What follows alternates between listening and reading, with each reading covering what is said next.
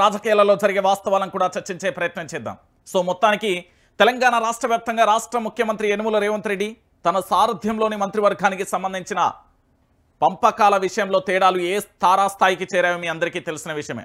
కానీ ఏకంగా రాష్ట్రానికి సంబంధించిన ఒక అధికారి దాంట్లో బలవడం చాలా బాధాకరమైన విషయం అనేది తెలంగాణలో ఉన్న నెటిజన్లు ప్రశ్నిస్తున్న విషయం. అసలు ఎందుకు బలవాల్సి వచ్చింది, ఎందుకు అలాంటి అంశం తెర మీదకి వచ్చింది అనేది ఒకసారి తెర మీద చూద్దాం. ఒకసారి మీరందరూ కూడా చూడండి.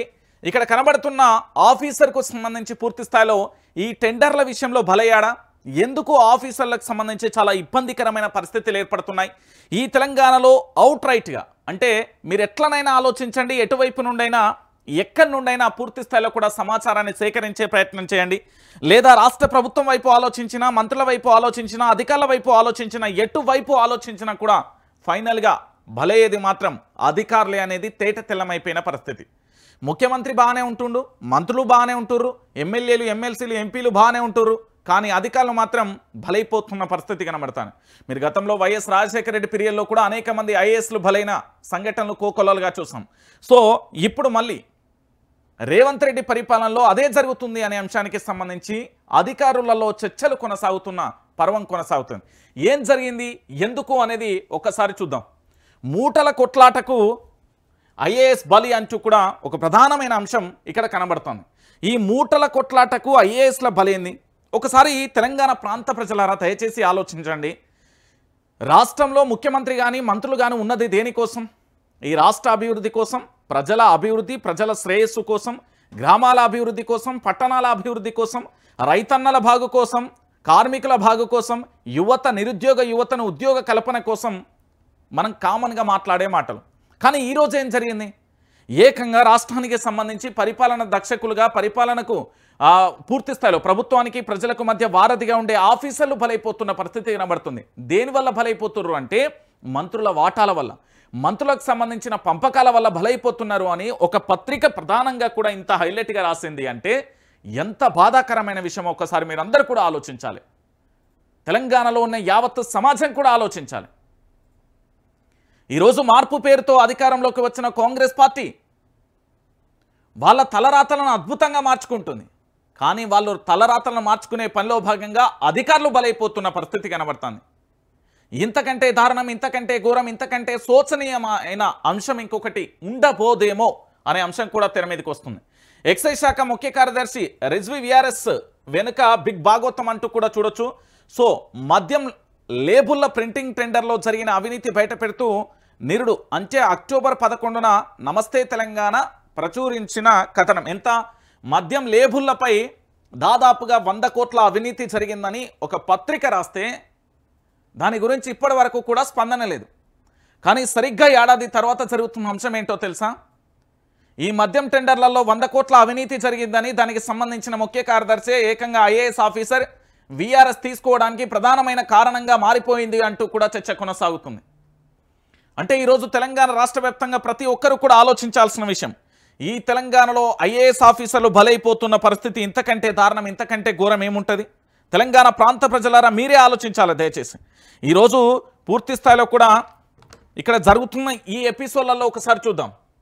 Hologram 2D barcode labels printing టెండర్లపై వివాదం, పాత కంపెనీలకే కట్టబెట్టేలా బిగ్ స్కెచ్, అడ్డుపడ్డ మంత్రి జూపల్లి, అనుకూల కంపెనీలకే టెండర్లు దక్కాలని అధికారులపై పెద్దల ఒత్తిడి, మద్యం సీసాలపై వచ్చే కమిషన్ల పంపకాలలో నేతల మధ్య కొట్లాట, ఇరువైపుల నుంచి ఒత్తిడి తట్టుకోలేక మానసిక క్షోభకు గురైన రిజ్వీ, మరో 3 ఏళ్లు భరించే శక్తి లేదంటూ వీఆర్ఎస్కు దరఖాస్తు, తిరస్కరించాలని సీఎస్కు స్వయంగా లేఖ రాసిన మంత్రి జూపల్లి అంటూ కూడా చూస్తున్న పరిస్థితి కనబడతాను.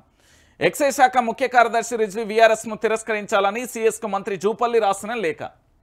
అరే, ఆఫీసర్ను అనేక రకాలుగా ఇబ్బందులు పెడతారు, బాధ పెడతారు, మానసిక క్షోభ పెడతారు.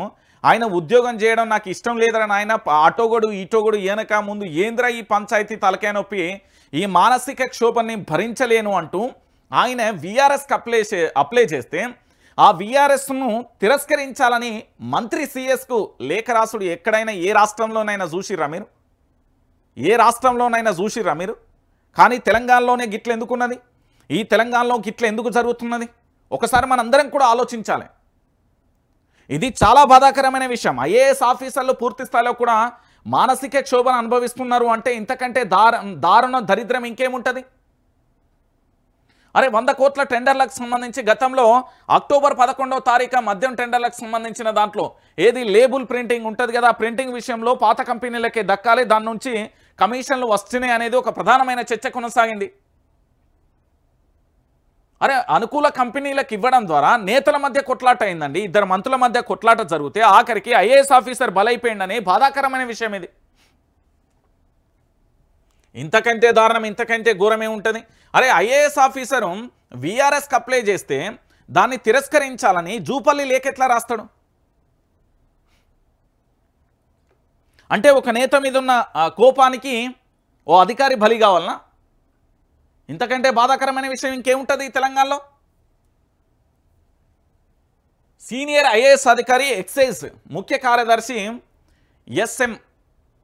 ఎస్ఎం రిజ్వీ వీఆర్ఎస్కు కారణం ఏంటి?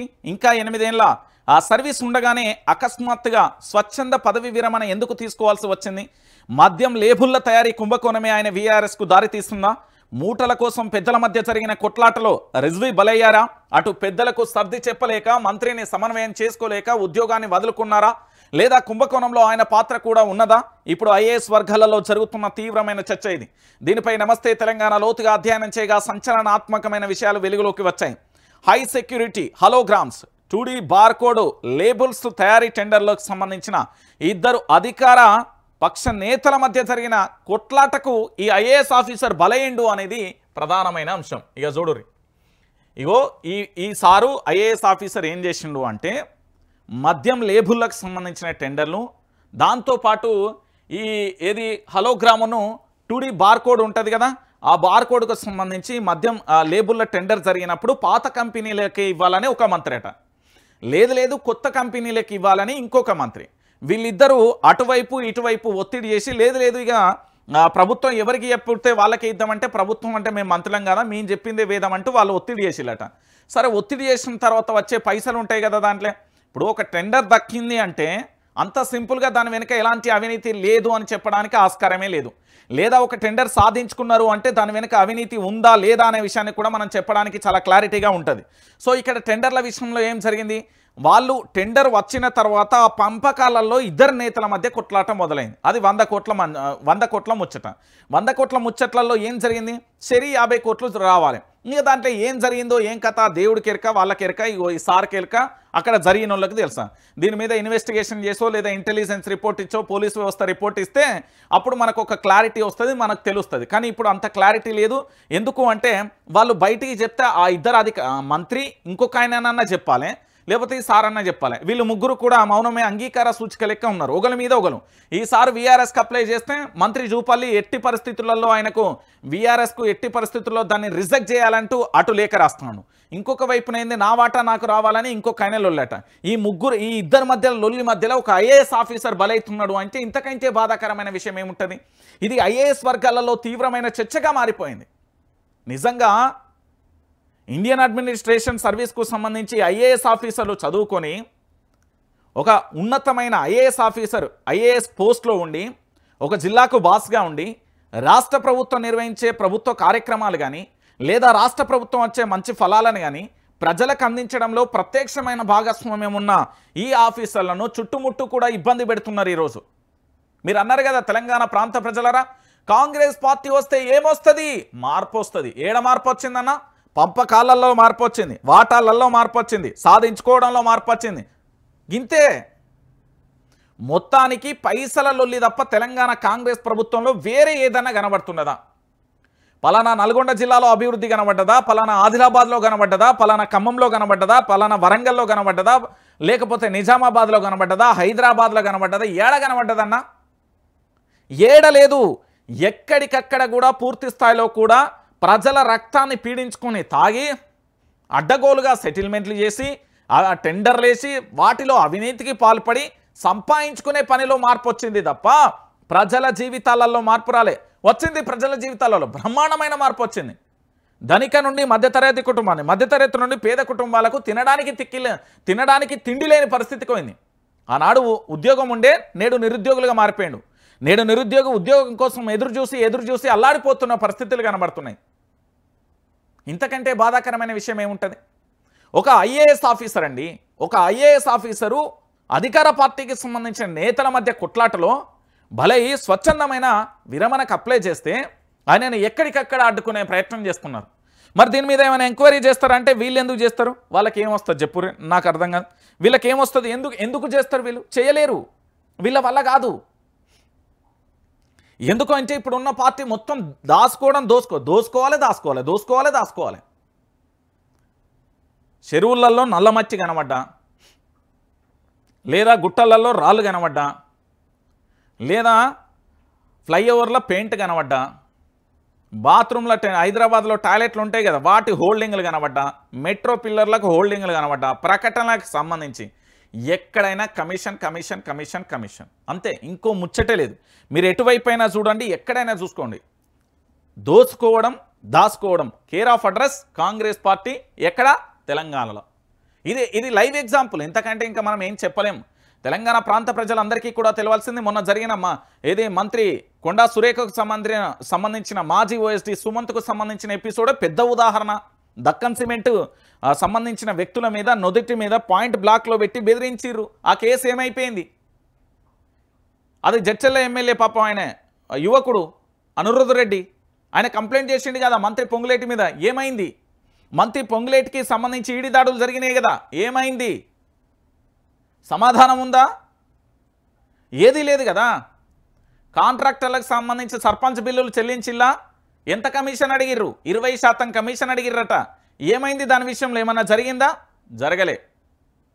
మేడారం పనులకు సంబంధించి ఫైనల్గా ఏం జరిగింది? ఆ టెండర్లలో 70 కోట్లకు సంబంధించి ఎవరికి పోయినాయి? పొంగులేటి శ్రీనివాసరెడ్డి పోయినాయా లేకపోతే కొండా సురేఖకే వచ్చినాయా? ఏమైందల్లా? ఏం జరిగింది? ఏం చెప్పలేం.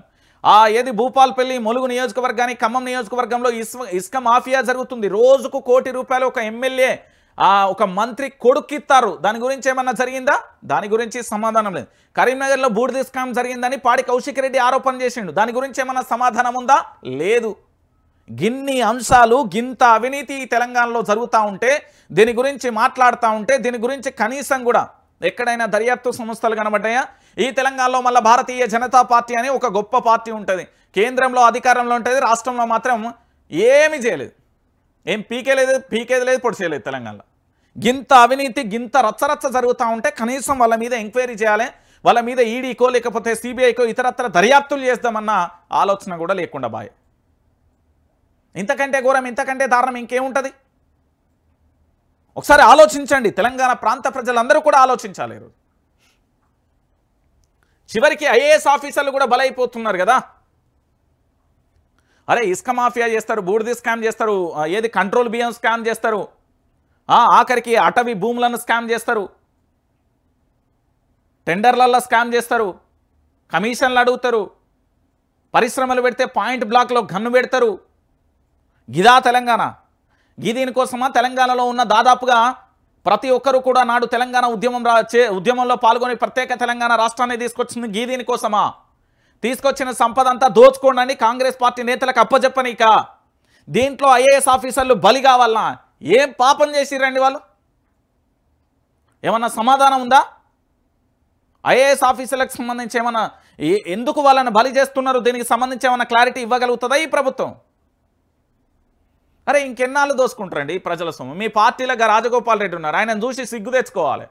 ₹1,50,00,000 వాళ్ళ మునుగోడు నియోజకవర్గానికి సంబంధించి బాలికలకు సంబంధించిన ఏదైతే పాఠశాల ఉందో కస్తూర్బా అనుకుంటా, ఆ పాఠశాలకు సంబంధించి మౌలిక వసతుల కోసం సొంత నిధులు పెడతాను. గసొంటి మొగోని చూసి నేర్చుకోరు మీ కాంగ్రెస్ పార్టీ వాళ్ళు. ఇంత దారుణమా? ఇంత అడివాడువా? ఆఖరికి ఐఏఎస్ ఆఫీసర్ను కూడా బలి చేస్తారు. ఇక ఇంకేమున్నది? ఇలా చెప్పురు. దీనికి ఏమైనా ఉన్నదా? ఏం జరుగుతున్నది ఈ రాష్ట్రంలో? ఒక ఐఏఎస్ ఆఫీసర్ను బలి చేసే కార్యక్రమాన్ని మొదలుపెట్టినాక ఇంకేముంటుంది ఈ తెలంగాణలో? ఇక ఇది ఇట్లుంటే గిది చూడు. ఎస్ఎల్బీసీ మరమ్మతులకు 10,500 కోట్లు భారీగా పెరగనున్న ప్రాజెక్ట్ అంచనా వ్యయం అసలు కంటే కొసరెక్కువ. 2,292 కోట్లతో 2005లో పనులు మొదలైంది. పూర్తి కాకముందుకే 4.5 రేట్లు పెరిగింది ఖర్చు. పనుల పునరుద్ధరణకి ఇరిగేషన్ శాఖ యత్నాలు, టనెల్ బోరింగ్కు బదులు డ్రిల్ బ్లాస్టింగ్కు మొగ్గు. టైగర్ రిజర్వ్ ఫారెస్ట్లో షార్ట్ బ్లాస్ట్లకు నిర్ణయం, మరో 600 మీటర్లు పెరగనున్న టనేలు పొడవు, రాబోయే క్యాబినెట్లో చర్చకు ప్రభుత్వం కసరత్తట. ఇక చూడరు పెంచురి, వీళ్ళది ఏం పోతుంది, వీళ్ళ తాతల ముత్తాతల ఆస్తుల తెలంగాణ ప్రాంత ప్రజలే కదా.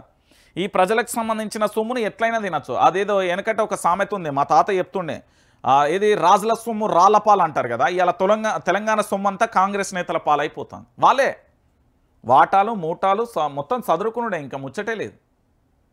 దీంట్లో ఏ విషయంలోనైనా కేసులు వేయాలన్నా, ఏ విషయంలో ఎంక్వైరీ చేయాలన్నా మొట్టమొదటిసారిగా కాంగ్రెస్ పార్టీ నేతల మీద వచ్చిన ఆరోపణల మీద ఎంక్వైరీ చేసి దాంట్లో నిజాలు నిర్ధారణ కూడా చేసి అప్పుడు మాట్లాడాలి. ఈ రాష్ట్రానికి సంబంధించిన నేతలు ఎవరైనా మాట్లాడదలుచుకుంటే. ఇప్పుడు నిప్పులేంది పొగరాదు కదా. ఎట్లొచ్చినాయి ఇవన్నీ ఆరోపణలు, ఎట్లొచ్చినాయి కాంగ్రెస్ పార్టీ మీద? ఈరోజు అంచనా వ్యయం ఏకంగా 10,500 కోట్లకు ఎట్లా పెరుగుతుంది? రోజు రోజుకు అంచనా వ్యయాలు ఎట్లా పెరుగుతున్నాయి? ఏ విధంగా ఏ మూలాన్ని ఏ బేస్ని చేసుకుని వీళ్ళు పెంచుతున్నారు? ఒకసారి చూడు రీడా. సారానా కోడికి బారానా మసాలా, అసలు కన్నా కొసరెక్కువ. ఈ సామెతను నిజం చేస్తూ శ్రీశైలం ఎడమగట్టు కాల్వ ఎస్ఎల్బీసీకి సంబంధించిన మరమ్మతులకు రేవంత్ సర్కార్ సిద్ధమైంది. ప్రారంభంలో ప్రాజెక్టు అంచనా వ్యయం 2,292 కోట్లు కాగా నిరుడు రేవంత్ సర్కార్ ఆ అంచనాలను 4,658 కోట్లకు పెంచింది. అంటే ఏడాది క్రితం ఏం జరిగింది? ప్రారంభం అంచనా ఎంతుండే? 2,292 కోట్లు. ఏం చేసిండు మన రేవంత్ రెడ్డి అంటే పోయిన ఏడాది అంటే 2024 సంవత్సరంలో ఏం చేసిండు అంటే దాన్ని 4,658 కోట్లకు, అంటే 2% డబల్ చేసిండు. 2,000 కోట్లను 4,000 కోట్లు చేసిండు. ఎప్పుడు చేసిండు? పోయిన ఏడాది చేసిండు. ఇది ఇక్కడనే రీ పోనీ అప్పటికైనా అది పూర్తవుతుంది అనుకుంటే స్వరంగం కుప్పగూలింది. పనులు నెచ్చిపోవడంతో పాటు ప్రాజెక్టు యొక్క భవిష్యత్తే ప్రశ్నార్థకంలో పడింది. ఇప్పుడు ఎస్ఎల్బీసీకి సంబంధించిన రిపేర్ పనులకు సిద్ధమవుతున్న ప్రభుత్వం ఏకంగా 10,500 కోట్ల అంచనాతో ప్రతిపాదనకు సిద్ధం చేసింది. మళ్ళీ ఇది కేవలం మరమ్మతులకేనట. మొత్తం ప్రాజెక్ట్ ఎంత? 2,292 కోట్ల అండి. ఆ ప్రాజెక్టుకు సంబంధించి గతంలో ముఖ్యమంత్రిగా యనుమల రేవంత్ రెడ్డి ప్రమాణ స్వీకారం చేసిన తర్వాత దానిని 4,658 కోట్లకు పెంచిండు. ప్రాజెక్టు పూర్తి స్థాయిలో ఎంత దాని యొక్క సామర్థ్యం అంటే 4,658 కోట్లతోనే పూర్తయిపోవాలి ప్రాజెక్టు. కానీ ఇప్పుడు క్యాబినెట్ ముంగటికి మరో పెద్ద సమస్య, ఎవరు ఊహించండి ఒక బ్రహ్మాండం బద్దలయ్యే విషయాన్ని తీసుకొచ్చిండు రేవంత్ రెడ్డి ప్రభుత్వం. ఏం చేసింది అనుకుంటారు? ఎవరు ఊహించని తీరులో ఒక షాక్ ఇస్తూ కేవలం మరమ్మతులకే 10,500 కోట్లట. అరే ప్రాజెక్టు మొత్తానికి సంబంధించి 4,658 కోట్ల అంచనాలతో ప్రాజెక్టుకు సంబంధించి ప్రారంభమైన ప్రాజెక్టు వ్యయానికి 2,292 కోట్లు కాగా దాన్ని పూర్తి స్థాయిలో ప్రాజెక్టు పూర్తి చేయాలని 4,658 కోట్లు అని చెప్పిను. అదేదో మరమ్మతులు రాగానే దాన్ని ఏకంగా మరమ్మతుల కోసమే ప్రాజెక్టు అంచనా వ్యయమే 4,000 కోట్లు అంటే దాని మరమ్మతులకు 10,000 కోట్లట. ఎంత తిందామనుకుంటారు, ఎంత వెనకేద్దాం అనుకుంటారు అంటే ఈ యొక్క అంచనా వ్యయాన్ని చూస్తే మీకే అర్థమైపోతుంది. అంటే ప్రాజెక్టు నిర్మాణానికి సంబంధించి ప్రారంభ అంచనాల కన్నా ఇది 4.5 రెట్లు ఎక్కువ కదా. మరి నిరుడు పెంచిన అంచనా వ్యయం కన్నా ఇది 2 రెట్లు ఎక్కువ కదా. 500 కోట్లు ఖర్చు చేస్తే రిపేర్ పూర్తయ్యే మేడిగడ్డ ప్రాజెక్టును పక్కన పెట్టి ఎటు కొసల్లని ఈ ఎస్ఎల్బీసీకి మరమ్మతులకు పేరు మీద 10,000 కోట్లు ఎట్లా కుమ్మరిస్తుంది కాంగ్రెస్ పార్టీ? దీనికి ఏమైనా సమాధానం చెప్తుందా కాంగ్రెస్ పార్టీ? అరే 2,292 కోట్లండి ప్రారంభ ఈ ప్రాజెక్టు యొక్క ఎస్ఎల్బీసీ ప్రాజెక్టు యొక్క అంచనా వ్యయం. దాని తర్వాత దాన్ని 4,658 కోట్లకు పెంచిరండి. దాని తర్వాత వీళ్ళు ఏం చేసిల్లంటే ఇప్పుడు మొన్న కూలిపోయింది కదా, కూలిన తర్వాత దాని యొక్క మరమ్మతులకే 10,500 కోట్లు. అరే ప్రారంభ అంచనాకు 4 రెట్లు ఎట్లా పెరిగింది? మొన్న రేవంత్ రెడ్డి పెంచిన దానికి 2 రెట్లు ఎట్లా పెరిగింది? గా మేడిగడ్డకు 500 కోట్ల రూపాయలు పెడితే రిపేర్ అయిపోతుంది. కానీ ఇక్కడ 10,500 కోట్లు రిపేర్కే ఎట్లా పెడుతున్నారు అంటే ఎంత సంపాదిద్దామని, ఎంత వెనకేసుకుందాం అనుకుంటారు వెనక? 100% ఇది తెలంగాణ సమాజం అడుగుతుంది. ఒరే నాయన నీ ప్రాజెక్టే 2,000 కోట్లతో పూర్తి కావాలి, దాన్ని గత ఏడాది ఏదో చేసి 4,000 కోట్లు చేసినావు, నువ్వు మరమ్మతులకే 10,500 కోట్లని ఎట్లా చెప్తావు? అంటే నువ్వు ఎంత వెనకేద్దాం అనుకున్నావు? గా పక్కన కాళేశ్వరం దగ్గర ఉన్న కాళేశ్వరంలో భాగమైన మేడిగడ్డ ప్రాజెక్టు కేవలం 500 కోట్లు మీరు సంపాదించిన సంపాదన కాదు మొన్నటి వరకు. ఈ 20 నెలల కాలంలో మీరు వెనకేసినంత కాదు 500 కోట్లు. గా 500 కోట్లతో మేడిగడ్డ ప్రాజెక్టును పూర్తి చేయడానికి ముందడుగు పడతలేదు. కానీ ఈ ఎస్ఎల్బీసీకి సంబంధించి అది కొస్సు వెళ్తుందో వెళ్ళదో కూడా తెలియని పరిస్థితి. దానికి 10,500 కోట్లట. ఆ చారానా కోడికి బారానా మసాలా అన్నట్టు లేదు ఇది. ప్రజలారా చూడండి, ఇంత దారుణమా, ఇంత అవినీత? ఇది అవినీతే, ఇంకేముంటుంది ఇలా? 10,500 కోట్లు ఏ లెక్కల పెంచుతావు నువ్వు? ఆ ప్రతిపాదన నువ్వు ఎట్లా సిద్ధం చేస్తావు? అది మరమ్మతులకే అని ఎట్లా చెప్తావు? ఈ పైసలన్నీ ఎవరి జేబులకు పోతున్నాయి? దీనికి ఏమైనా సమాధానం ఉందా? లేదు. ఇగో ఇది మన కాంగ్రెస్ పార్టీ యొక్క మార్పు. ఇక ఇది ఇట్లుంటే ఇంకొక అంశం కూడా తెర మీదకి వచ్చింది. ఈ చూడురు ఒకసారి. జై బోలో తెలంగాణ, తెలంగాణ పాటలు వినాలి, ఇక నుంచి మళ్ళీ మళ్ళీ అలాంటి ఉద్యమం రావాలి. ఈ తెలంగాణ ఉద్యమాన్ని చూసి కాంగ్రెస్ పార్టీ నేతల గుండెలలో రైళ్లు పరిగెట్టాలి. ఎందుకంటే పరాయి ప్రాంతం వాడు మోసం చేస్తే పొలిమేర దాటే వరకు తన్ని తరిమి కొడతాం. మా ప్రాంతం వాడే మోసం చేస్తే ఇక్కడే పాతి పెడతామనే నినాదం తెలంగాణ ఉద్యమంలో ఉందా లేదా ఒకసారి యాద చేసుకోవాలి. తెలంగాణ ఉద్యమంలో ప్రతి ఒక్కరు కూడా ఆలోచించింది ఏంటి? ప్రత్యేక తెలంగాణ రాష్ట్రం రావడం కోసమే తమ ప్రాణాలను తృణప్రాయంగా వదిలేసి ఈ తెలంగాణ రాష్ట్రంలో ఉన్న యువత. కానీ వచ్చిన తెలంగాణలో ఈరోజు ఆనాడు తెలంగాణ ఉద్యమానికి ఊపిరైన నమస్తే తెలంగాణ, ఆనాడు తెలంగాణ ఉద్యమాన్ని ప్రచారం చేసిన, పూర్తి స్థాయిలో ప్రసారం చేసిన టీన్యూస్ ఈరోజు మీడియా స్వేచ్ఛ మీద, మీడియా హక్కుల ఉల్లంఘన చేస్తూ, మీడియా మీద దాడి చేస్తూ, మా తెలంగాణలో అధికార పార్టీ కాంగ్రెస్ పార్టీ ఉన్నది, మేమేం చేసినా నడుస్తుంది, మా ప్రభుత్వం ఒక రౌడీ ప్రభుత్వంలా వ్యవహరిస్తున్నది అని చెప్పడానిక ఏంటి మీ సందేశం? ఏంటి మీరు ఏం చేయదలుచుకున్నారు? మంత్రుల పంపకాలు జరుగుతున్నాయి, ముఖ్యమంత్రి మౌనంగా ఉండిపోతున్నాడు. ముఖ్యమంత్రి ఇప్పుడు ఏం చేసినా కూడా ప్రభుత్వం పడిపోతుంది, అదే ఆ విషయం ఆయనకు కూడా తెలుసు. మరి అలాంటి పరిస్థితులలో మీడియా మీద దాడి దేనికి సంకేతం అంటున్నా నేను. ఇక చూడురి, నమస్తే తెలంగాణ వరంగల్ యూనిట్ కార్యాలయం ఎదుట పత్రికా పత్రాలను చెబుతూ దాడికి ప్రయత్నిస్తున్న యూత్ కాంగ్రెస్ నాయకులను అడ్డుకున్న పోలీసులు. నమస్తే తెలంగాణ కార్యాలయంపై కాంగ్రెస్ గూండాల దౌర్జన్యం. వరంగల్ యూనిట్పై యూత్ కాంగ్రెస్ దాడి. కట్టెలు జెండాలతో వచ్చి పెట్టరేగిన కార్యకర్తలు. నిజాలు రాసినందుకు బూతులు దిడుతూ వీరంగం చేసిలట. మా నాయకులపై వార్తలు రాస్తారా, ఖబర్దార్, అడ్రస్ లేకుండా చేస్తామంటూ బెదిరింపులు. పత్రికా పత్రాలను చింపేసి సిబ్బందిపై బూతులు. పోలీసులకు నమస్తే తెలంగాణ సిబ్బంది ఫిర్యాదు. కలంపై కత్తిగట్టడం అత్యంత దుర్మార్గం. నమస్తే ఆఫీస్పై కాంగ్రెస్ గూండాగిరి దారుణం. ప్రజా సంఘాలు, మీడియా ప్రముఖుల ఖండన. బాధితులపై కఠిన చర్యలకు డిమాండ్ అంటూ కూడా చూస్తున్న పరిస్థితి కనబడుతుంది. ఎట్లా ఏం చేస్తారు ఒకసారి వినండి. రాష్ట్ర ముఖ్యమంత్రి గారు, రాష్ట్ర డీజీపీ గారు, ప్లీజ్ ఐ రిక్వెస్ట్ యూ, ఒకసారి మీరు మంచిగా చాలా క్లారిటీగా ఈ పదమేందో ఇనుర్రి. ఇక చూడురి, మా నాయకులపై వార్తలు రాస్తారా, ఖబర్దార్, అడ్రస్ లేకుండా చేస్తామంటూ బెదిరింపులు. ఇవాళ మీ అడ్రస్ కనబడ్డది అంటే ఈ నమస్తే తెలంగాణ అనే అడ్రస్ ఉంటేనే మీ అడ్రస్ కనబడ్డది, లేకపోతే మీరు ఎవడో తెలియదు. మీడియా అనేది లేకపోతే నువ్వు ఎవడో తెలియదురా నాయన. నీ గూండాయిజం, నీ రౌడీయిజం మలిసి ఎక్కడ పెట్టుకోవాలో అక్కడ పెట్టుకో. మీడియా జోలికి వస్తే ఎట్లుంటుంది అనేది తెలంగాణలో ఉన్న మీడియా చూపెడుతుంది. ఈ రాష్ట్ర ముఖ్యమంత్రి యనుమల రేవంత్ రెడ్డిని అధికారంలోకి తీసుకొచ్చింది ఇదే మీడియా. ఈరోజు రాష్ట్ర ముఖ్యమంత్రి రోడ్ల మీదకి వచ్చి ధర్నాలు చేసి, లేదా సొక్కాలు చింపుకొని అర్ధనగ్న ప్రదర్శన చేసి, లేకపోతే ప్లకార్డులు పట్టుకొని నిరసన వ్యక్తం చేసి అరెస్ట్ అయ్యి పోలీస్ స్టేషన్ పోయి జైల్లో ఉండలే ఏడా. ఈ మీడియా పనిచేసి, మీడియా పోరాటం చేసి, ఈ మీడియా మాట్లాడితేనే తెలంగాణ రాష్ట్ర ముఖ్యమంత్రిగా యనుమల రేవంత్ రెడ్డి, కాంగ్రెస్ ప్రభుత్వం అధికారంలోకి వచ్చింది. ఈ మీడియా లేకపోతే తెలంగాణ ఉద్యమం లేదు. ఈ మీడియా లేకపోతే ఈరోజు ప్రభుత్వంలో మార్పు లేదు.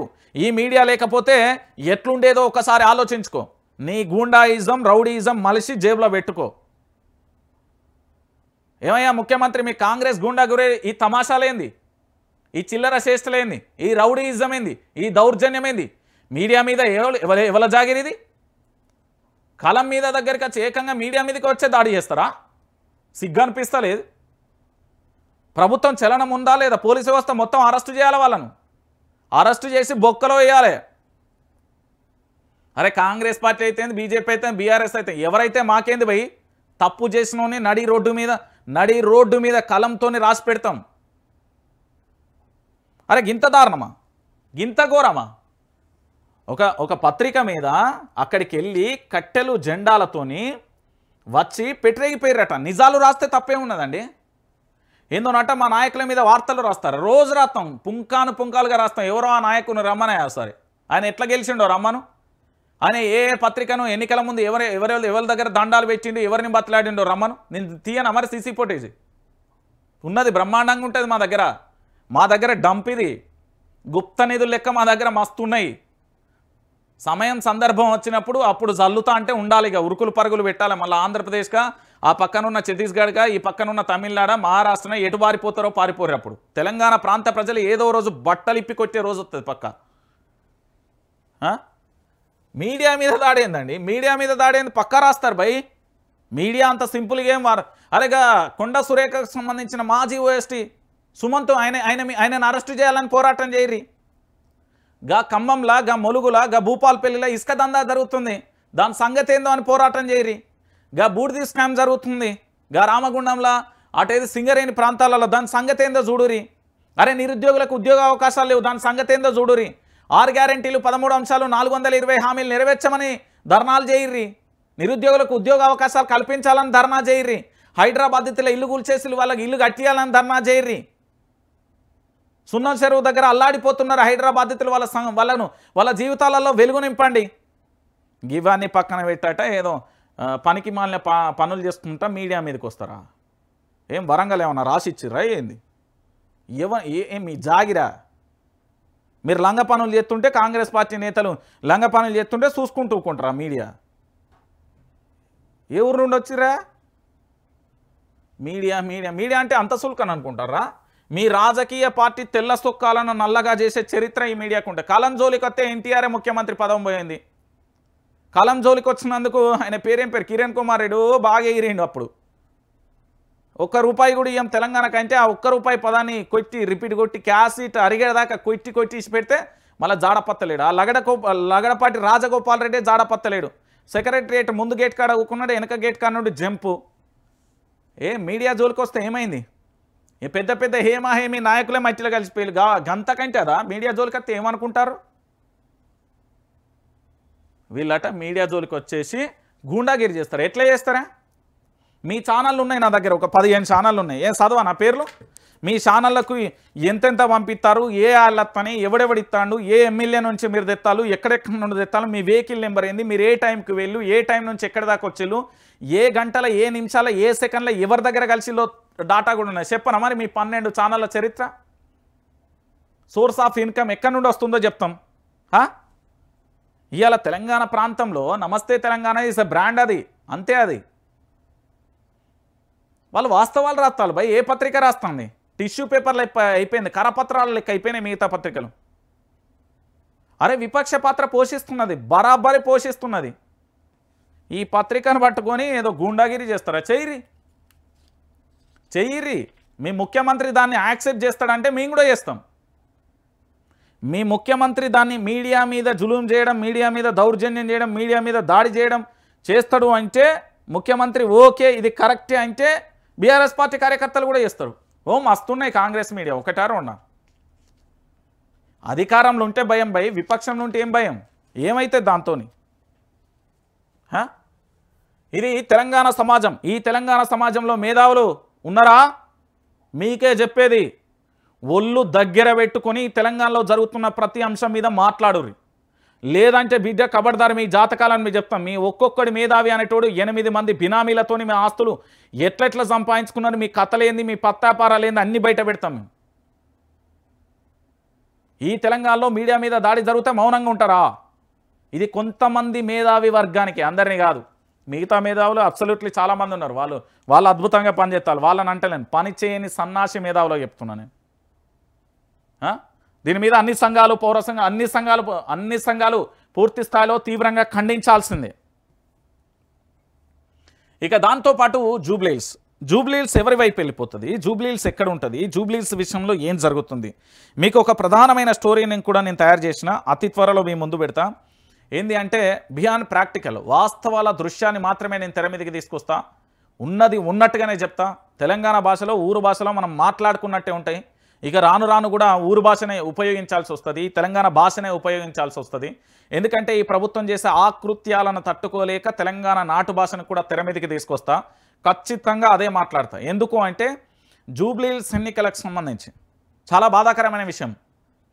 మాగంటి గోపీనాథ్ వారి యొక్క సతీమణి మీద సోషల్ మీడియాలో చేస్తున్న విష ప్రచారం కానీ, లేదా తనను ఎలాగైనా ఓడించాలని లేనిపోని బట్టగాల్సి మీదేసే కార్యక్రమాలు కానీ ఇది బంద్ చేసుకోవాలి. బంద్ చేసుకోకపోతే పరిస్థితి ఇంకోలా ఉండబోతుంది అనేది కూడా వాస్తవమైన విషయం. జూబ్లీహిల్స్లో కాంగ్రెస్ ముల్లె మూట సదురుకొని వెళ్ళిపోతుంది. మీరు ఇది ఫిక్స్ గారు. నవీన్ యాదవ్ అనే వ్యక్తి గురించి చెప్తలేను, నేను కాంగ్రెస్ పార్టీ గురించి చెప్తున్నాను. ఆయన 2 సార్లు ఓడిపోయిండు, సింపతి ఉన్నదా ఎట్లున్నది ఆడ పరిస్థితులు అనేది పక్కన పెడితే కాంగ్రెస్ పార్టీ తెలంగాణలో జాడపత్త లేకుండా పోతుంది అనేది ఆ పార్టీ జాతీయ అధ్యక్షుడు మల్లికార్జున్ ఖర్గే చెప్పిన విషయాన్ని మీ అందరికీ తెలిసిందే. ఇప్పుడు జూబ్లీ హిల్స్లో గదే జరుగుతుంది. జూబ్లీ హిల్స్లో కాంగ్రెస్ పార్టీకి ఓటు వేయాలి అని అనుకున్న వాళ్ళు కొన్ని విషయాలను ఆలోచించండి. ఒకటి, ఈ తెలంగాణలో హైడ్రాతోని ఏం సాధించారు. 2, లగచర్ల బాధితుల విషయంలో ప్రభుత్వం యొక్క స్పందన ఇప్పటి వరకు క్లారిటీ లేదు.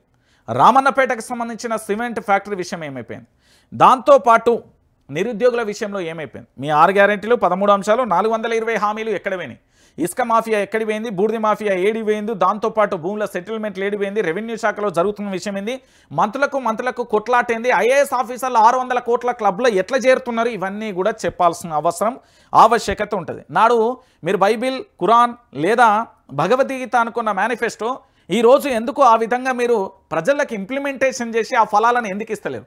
పోనీ గతంలో కేసీఆర్, కల్వకుంట్ల చంద్రశేఖరరావు ఏవైతే పథకాలను ఇచ్చిండో ఆ పథకాలను మీరు ఎందుకు అమలు చేయట్లేదు? దాని గురించి ఏమైనా సమాధానం ఉంటే దయచేసి ఈ ప్రభుత్వాన్ని ఏదైతే ఉందో కాంగ్రెస్ పార్టీకి కర్రుగాల్చి వాత పెట్టేలా జూబ్లీహిల్స్ ఎన్నికలలో ఒకటే మాట, మాకంటి సునీత అనే ఓ తల్లి ఉంది కదా, ఆమెను ముందు పెట్టూరు, అంత సెట్ అయిపోతుంది. లేకపోతే రేపు పొద్దుగాల మీ ఇల్లును కూడా కూల్చేయని హైడ్రాకు మీరు లేఖ రాసినట్టే అవుతుంది. మీ చేతిలో ఆయుధం ఉంది, మీ చేతిలో AK-47 లాంటి ఓటు అనే ఆయుధంతో తలరాతలే మారుస్తారో మీరే తలరాత రాసుకుంటారో మీ ఇష్టం. కానీ క్లారిటీ ఏంటి అంటే ఇంకొక విషయం కూడా ఉంది. ఈ జూబ్లీహిల్స్ ఎన్నికలలో మీ దగ్గర ఉన్న సెల్ ఫోన్లతోని మీరు వీడియోలు చిత్రీకరించండి, యథార్థమైన వాస్తవాలను కూడా తెలంగాణ సమాజానికి మీకున్న ఫేస్బుక్, ఇన్స్టా, ట్విట్టరు, వాట్సాప్ ఏవైతున్నాయో అందులో షేర్ చేయండి, వాస్తవాలను తెలంగాణ సమాజానికి తెలియజేయండి. మేల్కొల్పాల్సిన బాధ్యత తెలంగాణ మీదనే ఉంది, తెలంగాణ యువత మీదనే ఉంది. కాబట్టి ఖచ్చితంగా మీ దగ్గర ఫోన్ ఉంటే ఖచ్చితంగా అదొక ఆయుధమే. మీకు ఏదైనా చట్టాలు కానీ ఏది కావాలన్నా కూడా అందులోనే ఉంటాయి. కారుకే ముస్లింల ఓటు జూబ్లీహిల్స్లో బీఆర్ఎస్దే గెలుపన్న 50.5% మంది, కాంగ్రెస్ పార్టీకి 27.9% మంది మద్దతు. అభివృద్ధిలో బీఆర్ఎస్, అవినీతిలో కాంగ్రెస్ ఫాస్ట్. వచ్చే అసెంబ్లీలోనూ 55.1% మంది మద్దతు బీఆర్ఎస్కే. సీఎంగా కేసీఆర్ కావాలి, బీఆర్ఎస్తోనే నగర అభివృద్ధి. బిలియన్ కనెక్ట్ నిర్వహించిన మైనార్టీ సర్వేలో వెల్లడి అంటూ కూడా చెప్తున్న పరిస్థితి కనబడుతుంది. ఇక తెలంగాణ జూబ్లీహిల్స్ ఉప ఎన్నికలలో ఏం గెలుస్తుందయ్యా? బీఆర్ఎస్ పార్టీ ఎంత శాతంతో గెలుస్తుంది? 50.5%. మరి కాంగ్రెస్ పరిస్థితి ఏంది? సగంలో పడిపోయింది, 27.9%. మరి బీజేపీ పరిస్థితి ఏంది? 1%. దాంతోపాటుగా ఎంఐఎం పార్టీ పరిస్థితి ఏంది? 9.1%. మరి ఇతరులు ఎంత? 1%. చెప్పలేమన్నది ఎంత? 10.5%. మీరు తెలంగాణలో ఏ పార్టీ అయినా నమ్మరు, కానీ ఎంఐఎం పార్టీని అయితే నమ్మకూరు.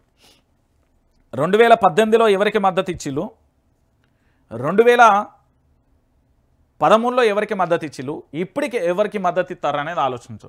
ఇగో మీరు అవునన్నా కాదన్నా కారు గుర్తు గెలుస్తుందప్ప. ఎందుకంటే ఈ మంత్రుల పంచాయతీ చూడలేక తెలంగాణ ప్రాంత ప్రజలందరూ కూడా విసికి వేసారిపోయారు. ఇది రియాలిటీ. ఎవరు అవునన్నా కాదన్నా ఇది నిజం. నిజాన్ని నిజమే అని మనం బల్లగుద్ది చెప్పాలి. ఎందుకంటే ఈ తెలంగాణలో వాస్తవమైన విషయం ఇది.